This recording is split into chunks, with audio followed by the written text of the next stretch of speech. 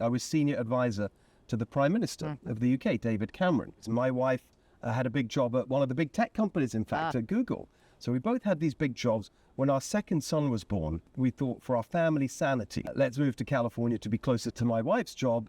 Steve Hilton is one of the Republicans running to replace California Governor Gavin Newsom when he terms out next year.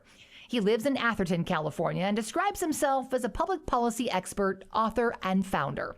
Hilton was previously senior advisor to UK Prime Minister David Cameron, as well as a Fox News host, business owner, and Stanford lecturer. He says he's running for governor because, quote, I love this state so much and want the beautiful promise of the California dream to be there for my kids and everyone else's too. We sat down with each candidate for an in-depth interview covering all the issues that matter to you. But we began by asking what they think our current governor and legislature did right and what they would have done differently. That's one question with Steve Hilton. The thing he's done that I most strongly agree with, and it's something that I actually argued for in a book that I wrote 10 years ago called More Human, is very decisively acting to stop smartphones being used in schools. It's an incredibly important move. We've got massive problems in education as it is. The schools are not performing like we want. We don't need those distractions. I'll show you what I would recommend, which is the phone that I have, which is a good old-fashioned flip phone. Okay, so the other half of that question is, what's one thing in your opinion that was a misstep? Look, I've got a long list of things that I would have done differently if I was the governor.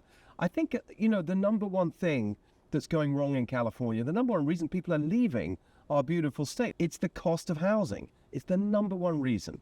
That the idea that you could own your own home is now just a fantasy for so many young people. Despite talking about it a lot, you see that in the legislature in Sacramento. They say, we've got to fix our housing crisis. They really haven't done it. They haven't done anything.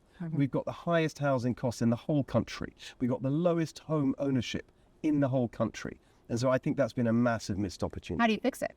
Well, let's go into the reasons why we got such high housing costs. Number one, environmental regulations, which make the cost of building much higher in California. That is directly as the result of unnecessary regulations that make the cost go up. Then you've got the taxes on housing. People don't understand that we have these things called impact fees in California. The Berkeley Center on Housing, the Terman Center, have estimated that up to 20% of the cost of a new house are taxes. Now, that's totally avoidable. We don't have to charge these taxes. We already pay the highest taxes in the whole country. So how do you fund the programs that those taxes are funding?